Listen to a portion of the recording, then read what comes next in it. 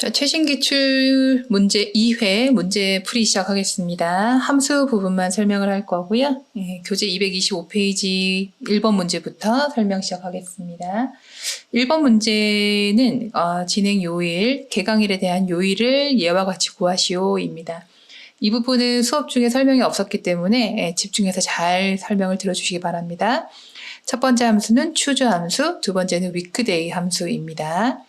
weekday 함수는 쉽게 얘기하면 요일을 구해주는 함수 부분이고, choose 함수는 그 여러 개의 요일 값에 대해서 어떻게 출력할 것인지 선택하는 함수라고 보시면 되겠습니다. 먼저 weekday부터 설명을 드리자면, 날짜가 하나가 주어져 있어야 되고요. 그 날짜에 대한 요일 값을 알려줍니다. 자, weekday라고 하고 마법사 들어갔습니다. Shift F3번 눌렀습니다. 자, 그랬을 때 여기에서 이 부분에서 자, 첫 번째가 이제 시리얼 넘버라고 나와 있습니다. 시리얼 넘버라고 하는 거는 여러분 그냥 쉽게 날짜라고 그냥 생각하시면 쉽습니다. 네, 날짜. 그래서 지금 여기 날짜가 있잖아요. 어떤 날짜에 대한 요일을 구할 건지에 대한 정보가 필요하니까 날짜를 한번 써주시면 되고, 두 번째는 리턴 타입이라고 해서 대부분이 이 부분이 이제 생략이 됩니다. 여러분 안 쓰셔도 상관없습니다. 그런데 그 두 번째 칸을 클릭을 한번 해서 보시게 되면 이 부분이 여기에다가 일요일이 1번이고 토요일이 7번일 때는 유형을 1번으로 해라. 또는 여러 가지 2번, 3번 유형까지 나오는데 여러분들은 이 부분만 좀 읽어주시면 좋겠습니다. 일요일이 1번이고 토요일이 7번이다. 그럴 때는 1을 해라. 또는 1과 같은 게 이제 생략도 1번과 같은 형태라고 보시면 됩니다. 지금 제가 이제 한번 문제를 풀어보면 날짜를 잡았잖아요. 그러면은 이제 두 번째 칸을 비워놔도 상관없다는 얘기입니다. 또는 1을 쓰셔도 상관없다는 얘기인데 그 결과를 해석하실 수 있어야 됩니다, 여러분.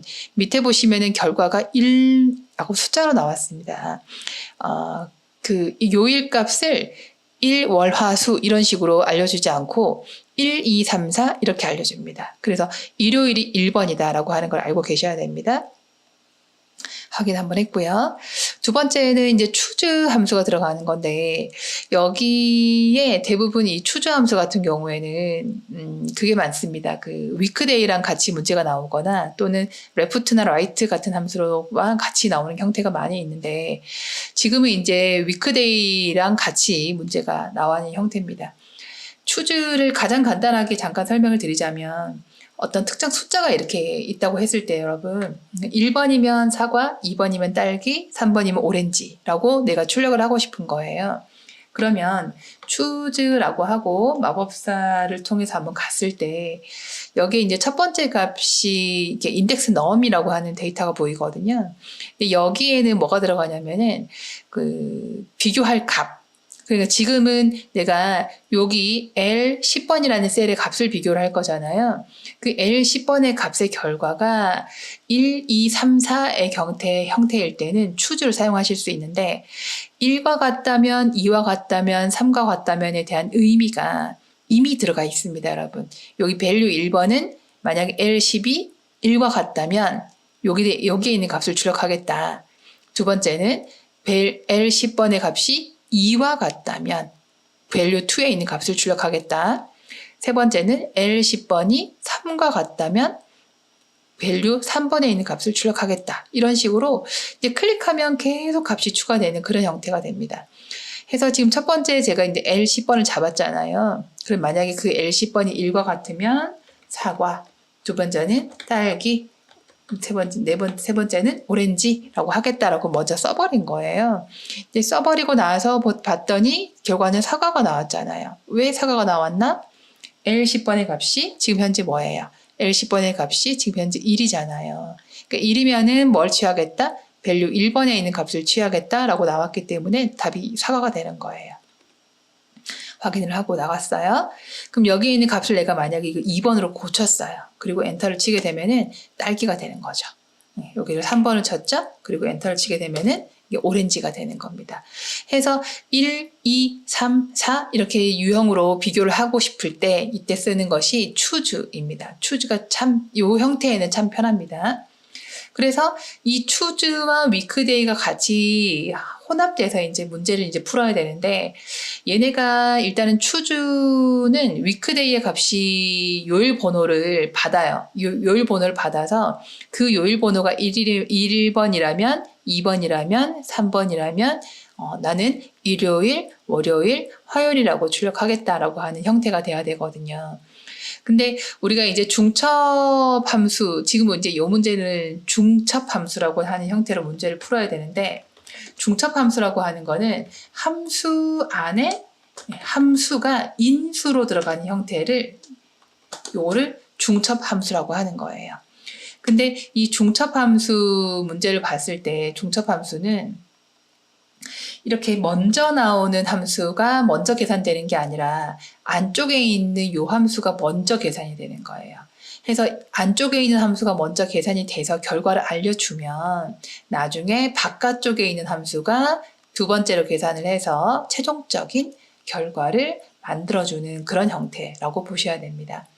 근데 지금은 요일 번호가 먼저 구해져야 그게 몇 번이 일요일인지 월요일인지 내가 출력을 할 수 있잖아요. 그래서 문제를 어떻게 푸시냐면은 choose가 먼저 나와야 되고, choose가 먼저 나오고 안쪽에 weekday가 들어가는 형태로 문제를 풀어주셔야 됩니다.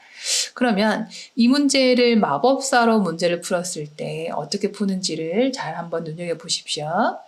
자, 여기다가 바로 풀어보겠습니다. 자, 먼저 choose가 들어갑니다. choose 들어가고 Shift F3번 마법사 들어갔잖아요. 그런데 내가 이제 무엇이 1번이라면 무엇이 2번이라면에 대한 무엇이가 있어야 되는데 여기가 할 게 없잖아요. 그래서 이럴 때는 요일 번호가 1번이라면 이런 식으로 가야 되기 때문에 weekday가 여기다 써지는 거예요. 여기다가 함수 이름을 쓸 때는 그 셀에서 함수 이름을 쓸 때랑은 다르게 도움을 받지 못합니다, 여러분. 그래서 스펠링이 틀리지 않게 신경 써서 쓰셔야 되고, 함수이기 때문에 그냥 함수 이름만 쓰면 안 되고 가로를 열고 닫는 그 형태를 꼭 취해 주셔야 됩니다. 자, 이렇게 하게 되면은 여기 수식 입력줄을 한번 보세요. 수식 입력줄을 보셨을 때 함수가 지금 2개가 들어가 있는 걸 보실 수 있잖아요. 근데 이 수식 입력줄은 약간 어떤 기능도 할 수 있냐면은 마법사를 서로 체인지할 수 있는 거를 할 수 있어요. 어떻게? 내가 어느 함수에 마우스를 클릭하느냐에 따라서 함수 마법사가 바뀝니다. 한번 보세요. 자, weekday에 마우스 한번 클릭하면은 마법사가 여기 weekday로 바뀐 걸 보실 수 있죠? 자, choose에 클릭, weekday에 클릭할 때마다 바뀝니다. 그래서 함수를 열긴 했지만 내가 지금 weekday 문제를 풀어야 된다라고 할 때는 weekday를 마우스로 한번 클릭을 해주는 거예요. 자, 그러면 지금 잠시 여러분들은 choose를 잊어버리셔야 됩니다. 그러면 어떻게 하냐? 나는 이제 weekday만 푸는 거죠. 자, weekday에 집중합니다. 자, weekday는 첫 번째는 날짜, 두 번째는 생략. 생략하기 싫으면 1번. 자, 첫 번째는 날짜. 그럼 날짜는 뭐예요? 누구에 대한 요일을 알고 싶어요. 여기에 개강 1, 이 부분이죠, 그죠? 이 부분에 대한 날짜, 요일을 알고 싶다. 그리고 두 번째는 생략 또는 1을 했더니 번호가 2번으로 나왔습니다. 여러분 잘 보세요. 2번으로 나왔다는 얘기는 요일이 일요일이 1번이잖아요. 토요일이 7번이잖아요. 그러니까 2번은 월요일이라는 얘기입니다. 그죠? 자, 그런데 조심하실 거는 weekday가 구해졌다고 해서 확인을 누르지 않는다는 겁니다. 자, 아직 choose가 마무리되지 않았기 때문에 choose로 건너가셔야 됩니다. 자, 그러면은 첫 번째가 이게 weekday의 결과가 2가 나왔다는 걸 볼 수 있고요. 지금은 현재는 2번이지만 2번이란 결과가 여기 아래쪽에 영향을 주는 건 아닙니다. weekday의 결과가 1번이라면, 2번이라면, 3번이라면 이렇게 계속 써 내려가셔야 되는 겁니다. 자, weekday 결과가 1번이라면 우리는 뭐라고 쓰냐면 그 요일을 써야 됩니다. 1번은 일요일입니다. 그런데 1만 쓰면 안 되고요. 이렇게 한글로 1만 쓰면 안 되고 문제의 끝에 예라고 해서 예 월요일이라고 나왔지 않습니까? 그러면 이제 여기다가 그 예처럼 그 글씨의 형태를 비슷하게 쓰셔야 됩니다. 일요일이라고 쓰셔야 됩니다. 일만 쓰면 안 됩니다. 그리고 월요일 쓰시고 화요일, 수요일 쓰는데 다음 칸이 보이지 않잖아요. 이럴 때는 탭 키를 누르세요. 캡스락 위에 있는 탭 키를 누르셔서 목요일 탭, 금요일 탭, 토요일 탭 이런 식으로 이제 쓰시는 겁니다. 그리고 나서 다시 위쪽을 좀 확인하고 싶다라고 할 때는 여기 오른쪽에 있는 스크롤 바를 쓰셔가지고 여기 하살표 누르면서 종종 올라가시면서 결과를 확인하시면 되는데 최종적으로 이렇게 월요일이 나왔는지 보시면 하시면 되겠죠? 이렇게 하고 확인 눌러주고 밑으로 이렇게 채워주시겠죠? 이렇게 문제를 풀어주시면 되겠습니다. 자, 조금 어렵긴 하지만 이런 유형의 문제가 좀 나올 겁니다, 여러분. 다음 회차에 있는 위크데이와 추즈 문제도 한번 찾아서 풀어주시면 좋겠습니다. 이번에는 2번 문제를 한번 풀어볼 건데요. 2번 문제는 개강 월을 구하는 문제입니다. 개강 1회에 월을 추출한 다음 결과 뒤에 월자를 붙이시오라고 하는 문제입니다. 그래서 이제 month라는 함수를 사용하라고 나왔죠. 네, month. 근데 이 month라고 하는 함수로 나왔을 때는 같이 한번 보시는 게 좋을 것 같습니다. month뿐만 아니라 year, month, day 그리고 좀 전에 배우셨던 weekday까지 4개가 동시에 이제 사용하시는 겁니다. 연, 월, 일 구하는 거죠. 네, 그래서 날짜가 하나가 주어졌을 때 여기서 월만 구하겠다라고 할 때는 month 하고 마법사 들어가셔서 시리얼 넘버라고 하는 부분은 이 부분은 그냥 날짜를 지정하라는 얘기입니다. 그래서 요거로 여기 들어가면 됩니다. 클릭하시고 잡아줬습니다. 그랬더니 3이라고 나왔죠? 네, 3월이란 얘기입니다. 그 다음에 다음으로는 이어를 한번 해볼 건데 마법사 들어가시고 마찬가지로 이 부분이 이제 시리얼 넘버라고 나왔죠? 시리얼 넘버는 날짜다. 네, 다시 한번 말씀드리고 날짜를 지정하시면 됩니다. 정하시고 밑으로 클릭하셔가지고 하시면은 여기에 있는 날짜 중에서 연도 정보만 쏙 뽑아온다는 얘기입니다. 2025 나왔습니다. 자, 마무리로 데이가 나왔고요. 마법사 들어가고 해당하는 날짜 지정하시면은 30이라고 나왔습니다. 31이란 얘기입니다. 확인하시면 이런 식으로 이어 먼스 데이를 구하실 수 있게 되죠. 그래서 지금 현재 여기 개강 월을 문제를 이제 푼다고 하면 여기에 있는 날짜 있잖아요. 여기 이 날짜 중에서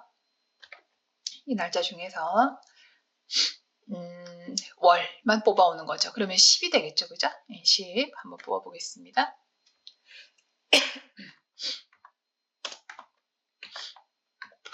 month가 들어가고요. 마법사 들어가셔서 해당 날짜를 정해줍니다. 해서 2023년 10월 2일이라서 결과가 이제 10이 나오는 걸 보실 수 있습니다.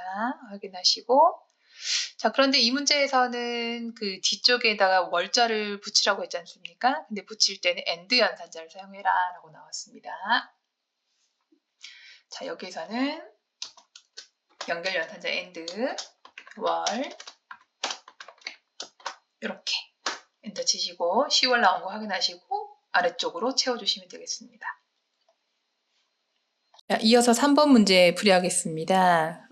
초등학생 평균 교육비를 구하는 문제고 사용하는 함수는 라운드 다운이고요. 그리고 디에버리지 함수 쓰고 그리고 뒤쪽에 보시면은 얘가 나와 있습니다. 그죠? 그거까지 보셔서 한번 문제를 풀어보겠습니다. 첫 번째는 디에버리지라고 하는 함수를 사용하실 수 있어야 되는데 기본 사용법 잠깐 보시고 가겠습니다. 디에버리지 같은 경우에는 데이터베이스 함수라고 하는 함수 중에 하나입니다. D가 붙어서 조건을 줄 수 있습니다. 근데 그 조건의 형태가 고급 필터처럼 문제를 주시는 겁니다. 첫 번째, 두 번째, 세 번째 인수가 3가지가 필요합니다. 첫 번째 이제 데이터베이스라고 하는 부분은 데이터를 참고해야 되는 데이터를 전체를 다 잡아주셔야 되는데 특이한 부분은 제목까지 잡아주셔야 된다는 부분입니다. 그래서 첫 번째 부분에서는 이렇게 함수 문제를 제외한 입력한 데이터 부분 전체를 잡아주시는데 제목까지, 그래서 B 4번 셀부터 반드시 잡아주셔야 된다는 얘기입니다. 이렇게 되어 있는 부분이 첫 번째 이제 주어지는 부분이고, 두 번째는 어떤 필드에서 어느 부분에서 평균을 구할 거냐 이거죠. 지금 문제에서 보시면은 초등학생 평균 교육비를 말하는 거기 때문에 지금 얘네가 여기서 문제에서는 이렇게 교육비에 대한 결산을 요구하는 겁니다. 그렇다고 하면은 우리는 어떻게 지정하냐면은 방법이 두 가지가 있습니다. 첫 번째는 이렇게 필드, 제목 부분을 바로 지정을 하시는 방법이 하나가 있고, 두 번째는 첫 번째부터 번호를 넘버링 했을 때 일곱 번째죠? 7번이라고 쓰는 방법이 있습니다. 해서 7번 또는 해당하는 H4번 셀 또는 7번을 사용하시면 됩니다. 편한 방법 쓰시면 되겠고요. 그리고 이제 세 번째가 조건이 들어가는 크리테리아가 들어가는 부분인데, 이 부분은 여기에 있는 고급 필터처럼 나와 있는 부분이고, 이렇게 대상이 초등학생이다라고 하는 부분을 이제 세 번째에다 지정하시면 되겠습니다. 자, 그래서 지정하는 순서를 보시면은 첫 번째 데이터베이스는 입력한 데이터를 전체를 잡아준다. 주의하실 사항은 제목까지 잡아준다는 얘기고, 두 번째는 데이터를 전체를 잡았기 때문에 어느 부분에서 계산을 해야 되느냐, 인원수의 평균이냐, 교육비의 평균이냐 이거죠. 지금은 교육비의 평균이니까 교육비라는 제목을 잡아주시면 됩니다. 다음으로는 조건을 주는데, 조건은 고급 필터의 유형이고, 고급 필터의 유형으로 되어 있는 부분을 찾아서 범위를 잡아주시는 겁니다. 문제는 초등학생이라고 나왔지만 대상이 초등학생이다 라고 하는 필드와 데이터를 같이 잡아주셔야 되는 부분이고, 대부분 이렇게 이웃하는 형태로만 문제가 나오기 때문에 이 문제에서는 일반인이나 또는 대학생에 대한 문제가 나오지는 않을 겁니다. 자, 이런 식으로 했을 때 금액이 나오는 걸 확인하실 수 있죠. 이렇게 금액이 나왔는데, 이 금액이 보시면은 36만 4,333원.333이라고 나왔지 않습니까? 근데 이제 이 부분이 이제 1,000원 단위로 환산이 됐으면 좋겠다라고 하는 문제가 나와서 일단 여기 한번 문제 풀었고요. 이렇게 나오는 건 이건 날짜 형식으로 잡혀서 그런 거고, 잠시 이렇게 잡을게요. 그런 다음에 라운드 다운이라고 하는 함수를 사용해서 다운이라는 함수를 사용해서 자릿수를 좀 정리를 해줘야 되는데, 라운드 다운은 일단 내림하는 함수죠. 내림. 그래서 인수가 두 가지가 이렇게 있는데요. 인수가 두 가지가 있는데, 첫 번째는 여기 숫자가 와야 되는 거고요. 그러니까 지금 내가 해야 되는 숫자가 이제 요거죠, 그죠? 요 숫자가 여기 이제 와야 되는 부분이고, 두 번째는 자릿수가 오는 겁니다. 이 자릿수라고 하는 거는 양수가 올 수도 있고 음수가 올 수도 있는데, 양수로 나오는 거는 소수자리 자리 지정이라고 보시면 되고 있고, 여기 음수로 나왔을 경우에는 1,000원, 100원, 10원처럼 이제 정수 부분에 대한 정리라고 보시면 되겠습니다. 해서 여기가 이제 1이라고 쓰잖아요. 여기에다가 1을 쓰게 되면 소수 한 자리, 2는 소수 두 번째 자리, 세 번째 자리, 이런 식으로 이제 가는 부분이 되겠고, 이 부분에 음수 -1, -2, -3 요 형태가 가게 되면은 요거는 10원 단위 환산, 10원 단위, 요거는 100원 단위, 요거는 1,000원 단위 환산이 되는 겁니다. 항상 예제가 나옵니다, 여러분. 문제 뒤쪽에 보시면은 지금 문제 같은 경우에는 32만 7,000으로 해라고 나왔지 않습니까? 이렇게 이제 000 해서 뒤에 0이 3개가 붙었잖아요. 그래서 여기다가 마이너스 붙이면 됩니다.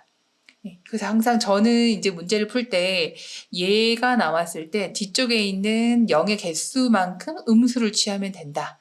그러니까 소수자리가 아닌 정수 부분 자리 정리할 때는 0의 개수만큼 음수를 취하면 된다라고 생각하시면 좋을 것 같습니다. 그래서 해당하는 이 숫자 먼저 잡아주시고, 두 번째는 -3이라고 주시게 되면은 36만 4,000원 해서 1,000원 단위로 된 걸 볼 수 있죠. 그래서 이제 결과는 이렇게 이제 나오는 건 맞는데 지금 문제를 제가 이제 따로따로 풀었잖아요. 근데 이 문제가 같이 풀어야 된다는 얘기죠. 네, 같이. 그러면은 이 문제 같은 경우에는 어떤 식으로 하냐면 먼저 D-average의 값이 구해져야 라운드 다운을 할 수 있어요. 다시 말하면은 이 값이 여기에 첫 번째 인수로 들어가줘야 된다는 얘기거든요. 하면 지금 같은 경우에는 이거를 라운드 다운의 경우는 D-average가 먼저 구해진 다음에 구해진 형태라서 결과가 나오는 형태라서 문제의 순서는 최종적인 결과가 나오는 함수가 먼저 시작됩니다. 라운드 다운이라고 하는 함수가 먼저 시작이 되고 그 안에서 D-average 라고 하는 형태로 이 문제가 만들어져야 된다는 얘기입니다. 이 문제 순서 때문에 많이 이제 헷갈려들 하시거든요. 그러면은 일단은 이제 문제의 순서는 이해를 하시게 된다 그러면은 먼저 풀어야 되는 게 안쪽으로 들어가는 거고 이 결과가 먼저 구해지면 그 결과를 받아서 또 구해지는 형태, 두 번째로 구해지는 이런 형태로 이해하시면 더 좋겠지만 만약에 이 순서가 이해가 되지 않는다 그러면은 문제 3번을 봤을 때 함수가 제시가 되기를 라운드 다운이 먼저 나와 있고 D-average가 뒤에 나와 있잖아요. 그래서 그 순서대로 가셔도 괜찮습니다, 여러분. 네, 대부분 그 순서도 맞게 나온다고 보시면 되겠습니다. 해서 이 문제를 푸실 때 한번 들어가 볼게요. 라운드 다운을 먼저 이렇게 한번 해주시고 마법사 들어갑니다. 마법사 들어가고 여기에서 첫 번째 칸에 클릭을 하시고 여기가 D-average가 들어가는 겁니다. D-average 열고 닫고 하겠죠? 해서 마법사를 수식 입력줄에서 클릭하면서 이렇게 왔다 갔다 거릴 수 있다 했죠? 그래서 라운드 다운이 지금 열려 있긴 하지만 D-average를 먼저 해결하기 위해서 D-average를 클릭하고 첫 번째 칸부터 이제 D-average만 생각하시면서 문제를 푸는 겁니다. 자, 제목을 포함한 데이터 전체를 잡으시고 누구의 평균? 교육비의 평균. 조건이 무엇이다? 대상이 초등학생이다. 라고 해서 금액이 나온 걸 볼 수 있어요. 근데 여기서 확인하고 나가면 안 되죠. 왜냐면 라운드 다운에 아까 두 번째 칸을 못하고 왔단 말이에요. 그래서 다시 한번 라운드 다운 클릭하셔서 여기 부분에다가 -3 이렇게 입력을 해주시면 마무리가 됩니다. 확인 이렇게 들어갑니다. 다시 한번 풀어볼게요. 자, 시작은 라운드 다운으로 시작하시고 마법사 들어갑니다. 자, 여기에서 첫 번째가 D-average 이렇게 했죠. 그런데 갔다가 아까 자릿수를 여기서 먼저 지정하셔도 괜찮습니다. 아예 먼저 지정해 버리셔도 되고 자, D-average 클릭하고 클릭하시고 전체 잡아주시고 누구의 평균? 교육비의 평균? 조건이 무엇이다? 대상이 초등학생이다. 이렇게 해서 아까 -3을 이미 지정해버렸기 때문에 그냥 확인 누르고 나오시면 된다. 이렇게 해서 D-average 문제를 한번 풀어봤습니다. 자, 네 번째 문제는 sum product라는 함수입니다. 이게 sum product라는 함수는 처음으로 이제 보시는 함수일 텐데 이 함수가 그 sum과 product가 섞여 있는 함수입니다. 이게 무슨 얘기냐면 예를 들어서 여러분 한번 보실게요. 내가 이제 과일을 팔아요. 사과를 팔고 딸기를 팔고 오렌지를 이제 판단 말이에요. 이제 사과는 3,000원이고 딸기는 2,000원이고 오렌지는 4,000원이에요. 근데 사과는 내가 4개를 팔았고 딸기는 10개를 팔았고 오렌지는 3개를 팔았어요. 그래서 마지막에 그래서 내가 오늘 총 얼마를 팔았냐를 계산을 해야 되는 거예요. 그러면은 이 문제를 어떻게 푸냐면 3,000원 곱하기 4가 되고 2,000원 곱하기 10이 되고 4,000원 곱하기 3이 되잖아요. 그럼 여기서 이제 곱하기를 해야 되거든요. 근데 곱하기는 이렇게 별 표시에 있는 아스테리스크 곱하기 연산자를 쓰셔서 문제를 푸셔도 되지만 잘 쓰지는 않습니다만 곱하기 함수가 있습니다, 여러분. 그 프로덕트라는 함수가 곱하기 함수입니다. 프로덕트. 이 프로덕트를 하시게 되면은 이렇게 지정하잖아요. 그러면 이제 값이 이제 곱해지는 거예요. 굳이 뭐 쓸 일은 없는데 대부분 그 곱하기 연산자를 많이 씁니다. 왜냐하면 곱하기는 덧셈 만큼 이렇게 많은 데이터를 곱하는 일은 별로 없거든요. 그래서 그냥 간단한 곱하기밖에 쓰지 않기 때문에 굳이 프로덕트를 쓰지는 않는데 지금 이제 프로덕트를 한번 풀어본 거예요. 이렇게 이제 채웠습니다. 그러면은 이렇게 이제 각각의 곱해진 값이 보이잖아요. 그리고 나서 마지막에 썸을 해서 이 곱해진 값을 다시 한번 더하게 되면은 그러면 오늘 내가 이제 44,000원어치 판매를 했다 해서 내가 3,000원짜리 4개, 2,000원짜리 10개, 4,000원짜리 3개 이거를 곱하기를 먼저 하고 나중에 합을 구해서 44,000원이라는 결과가 나왔잖아요. 2번 계산했죠. 프로덕트 한 번, 썸 한 번. 이렇게 2번 했잖아요. 근데 썸 프로덕트를 쓰시게 되면 한 번에 문제를 풀 수 있다는 얘기입니다. 한번 보세요. 여기다가 제가 한번 풀어볼게요. 썸 프로덕트를 하게 되면 얘가 이제 array 1, array 2, array 3를 잡으라고 합니다. 조심하실 거는 데이터를 이렇게 잡으시면 안 됩니다. 이렇게 잡아버린다면 만약에 내가 과일을 30가지 종류를 판다라고 하면 그걸 30번 잡아야 된다는 얘기입니다. 이거는 좀 아니고 어떤 식으로 잡냐면 프로덕트를 잡을 때는 그 첫 번째 array를 잡을 때는 세로로 잡으셔야 됩니다. 이게 이제 그 판매가가 되는 거죠. 두 번째는 판매 개수 이렇게. 그러면 얘네가 알아서 그 같은 행끼리 곱해줍니다. 그리고 난 다음에 알아서 더하기까지 끝나버리는 겁니다. 결과 보이시죠? 44,000원 벌써 나와버렸죠. 그래서 데이터를 이렇게 하나 잡아주시고 그 다음에 두 번째 데이터도 이런 식으로 2번 데이터를 잡아주잖아요. 그러면은 각각의 행끼리 곱해서 곱해서 합을 구하는 결과가 쉽게 나올 수 있다라는 얘기입니다. 그래서 지금 여기에서는 전체 교육비의 합계를 이제 문제를 푸는 건데, 보세요. 요 부분이 35명이 각각 31만 7천 원의 교육비가 든다는 얘기고, 32명이 43만 9천 원, 25명이 34만 4천 원 이런 식으로 각각을 곱해서 그걸 합한 값이 얼마냐 이 얘기예요. 그러면은 우리가 곱하기를 어떻게 해야 되냐면은 이렇게 있는 데이터와 여기 있는 두 데이터를 참고로 할 거고 각각을 곱해서 그 곱한 값을 모두 더해야 된다는 얘기입니다. 그러니까 아까 3,000원짜리를 한번 잡아주고 4개를 이렇게 개수를 잡아주는 것처럼 이런 식으로 세로로 잡아주게 되면은 썸 프로덕트가 금방 문제를 해결해 주기도 합니다. 그래서 지금 여기다가 썸 프로덕트를 문제를 한번 풀어볼게요. 들어가서 자 주의하실 점은 데이터를 세로로 잡아야 된다. 하나, 마우스 클릭, 둘 이런 식으로 문제를 풀어주셔서 금액이 좀 많은 금액이 나온 걸 확인하실 수 있습니다. 자, 그래서 썸 프로덕트 설명은 여기까지입니다. 자, 문제 5번 최대 인원수 문제입니다. 맥스 함수가 되겠고요. 비교적 쉬운 함수죠. 그래서 인원수 중에서 가장 큰 값을 구하는 거라서 이제 맥스 함수가 주어졌으니까 여기에서 마법사 들어가셔서 인원수를 잡아주시면 됩니다. 이 맥스는 이제 이렇게 문제를 푸시면 되는데 만약에 여기 이제 라지가 주어졌거나 그랬을 경우에는 1번이라는 옵션을 쓰셔야 되겠죠? 잠시 한번 풀어보면 라지라고 하고 마법사 들어가셔서 여기 데이터 중에서 몇 번째? 첫 번째 이렇게 들어갑니다. 아시겠지만 여기 인원수라고 쓰이는 이유는 이름 정의가 돼서 그런 겁니다. 특히 이 문제 푸실 때 이름 정의 자꾸 누락된 경우 있으니까 이름 정의 하셨는지 확인하시기 바랍니다. 자, 문제 6번 Vlookup 문제입니다. Vlookup 문제는 지금 현재 여기 보면은 강의 코드에 대한 교육비가 나올 수 있게끔 검색해라 라는 문제가 됩니다. 지금 일단 HSE 하나 둘 문제 강좌 코드에 대해서 교육비가 31만 7천 원이 나와야 되는 거죠.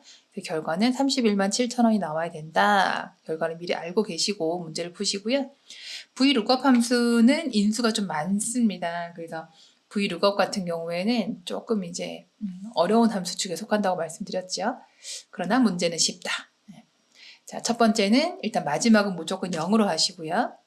이 부분의 검색할 값은 항상 H14번 셀을 참고를 하셔야 됩니다. H14번 셀에 있는 데이터를 참고를 해서 내가 교육비를 구하겠다라고 하는 부분이 되는 건데, 여기 부분이 지금 여기 좀 가려져 있긴 한데요. 여기 주황색 셀을 참조를 하라고 말씀드렸었죠. 강좌 코드고 여기가 교육비거든요. 여기가 주황색이 지금 숨겨져 있는데, 이 강좌 코드에서는 이 숫자를 찾아야 되는 거고, 결과적으로 나는 교육비가 나와야 되는 거예요. 그러면은 이 강좌 코드부터 교육비까지의 범위가 참조가 돼야 되는데, 강좌 코드는 여기 있고 교육비는 여기 있잖아요. 그래서 두 번째 이제 표 범위를 잡으실 때 강좌 코드부터 교육비까지 이렇게 잡아주시는 겁니다. 근데 이제 그 D 함수를 배우시고 나면은 그렇게 이제 여기 제목을 잡으시는 경우가 많아요. 이 제목 잡으시면 안 됩니다. 정답이 나왔어도 틀립니다, 여러분. 정답이 나왔어도 이건 오답 처리가 되기 때문에 절대로 제목을 잡으면 안 된다. 제목을 잡아야 되는 함수는 D로 시작하는 함수밖에 없다. 다시 한번 정리해 주시고. 자, 그래서 범위를 이렇게 잡았죠, 그죠? 여기서 본다면 B5번부터 H12번까지 잡아야 될 거고, 그 인덱스 번호라고 하는 거는 그 마지막에 어떤 값을 출력할 거냐 이거잖아요. 그래서 이때는 1번, 2번 이렇게 세야 됩니다. 3, 4, 5, 6, 7 해서 여기는 이제 7번이 들어가야지만 이렇게 결과가 나올 겁니다. 자, H14번 셀 잡았고, 두 번째는 강좌 코드부터 교육비까지 잡았습니다. 그리고 열번호는 7번이다. 라고 하셔서 31만 7천 원이 나왔는지 확인하시면 되겠습니다. 자, 문제 7번 조건부 서식입니다. 함수 문제는 아니지만 항상 마지막 7번 문제는 조건부 서식 문제가 나오고, 대부분의 문제 형태가 행 전체라는 문제 형태가 나옵니다. 조건부 서식을 이용해서 인원수가 40 이상인 행 전체에다가 서식을 적용하라고 문제가 나왔고요. 행 전체에다 걸리기 때문에 어떤 행이 될지 모른다. 행 전체를 잡으셔야 됩니다. 이번에는 함수 부분까지 제2열까지 다 잡아주셔야 되고, 밑으로 블럭을 잡아서 이렇게 제목은 잡지 않습니다. 오로지 데이터만 잡으셔야 되는 거고요. 조건부 서식에 들어가서 세교칙에 들어가서 수식을 사용한다 정해주시고, 계산식을 는을 써놓고 이제 작성을 준비를 하시는 겁니다. 지금 문제에서는 그 기준이 뭐냐면 인원수가 40 이상이죠. 그랬을 때 이제 인원수에 대해서 조건을 주셔야 되는데, 조건을 주는 형태가 셀 하나를 사용해서만 조건을 줄 수 있기 때문에 우리는 인원수의 첫 번째 데이터만 잡아주셔야 된다. 그리고 조건의 비교가 얘만 되는 것이 아니라 아래쪽도 문제 조건이 이루어져야 되기 때문에 지금 G5번 셀이잖아요. 그죠? 이게 G5번 셀인데 G6번, G7번 또 계산될 수 있게끔 행 부분에 대해서는 풀어줘야 된다. 그리고 옆으로는 가면 안 됩니다. 그죠? 옆으로는 못 가게 열은 꼭 붙들어매서 주소의 형태가 이렇게 알파벳 앞에만 달러가 들어가는 형식의 주소를 사용해서 공식을 만들어 주시면 되겠습니다. 자, 인원수의 첫 번째 데이터 한번 마우스 클릭하고 절대 참조로 되어 있는 걸 보실 수 있는데, F4번을 반드시 두 번, 한 번, 두 번 누르셔서 알파벳 앞에만 달러가 들어가게 해 주십시오. 그런 다음에 이상입니다. 이상이다. 40이라고 쓰시고 서식 버튼 누르셔가지고 주어진 조건, 글꼴이 파란색이다. 그리고 글꼴이 굵다 라고 하는 두 가지 지정하시고 확인, 그리고 확인 누르셨을 때 이런 식으로 문제가 나와야 된다는 겁니다. 이게 한 번에 성공하면 되겠지만 만약에 잘못되었을 경우에는 조건부 서식에서 규칙 관리로 가셔서 이 계산식을 한번 파악을 하시고, 만약에 부분이 틀렸다라고 하시면은 규칙 편집, 그런데 너무 많이 틀렸다라고 할 때는 규칙 삭제, 이후에 다시 문제 푸시는 거를 권해드리겠습니다. 자, 조건부 서식 문제까지 풀어보았습니다.